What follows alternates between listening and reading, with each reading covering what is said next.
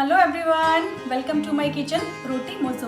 तो आज मैं आपको बनाना सिखाऊंगी स्पेशल मटर पनीर। ये मैंने half teaspoon red chilli powder लिया है, salt as per your taste, half teaspoon garam masala, half teaspoon chaat masala, half teaspoon turmeric powder and 1 teaspoon coriander powder.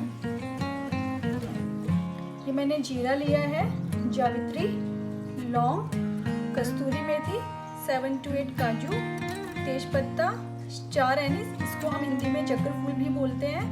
ये मैंने काली मिर्च ली है, इसको मैंने दरदरा पीस लिया है।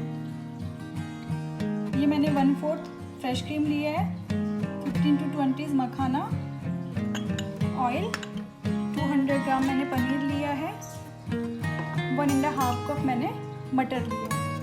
मटर को हमने पहले ही बॉईल कर लिया है। So let's start.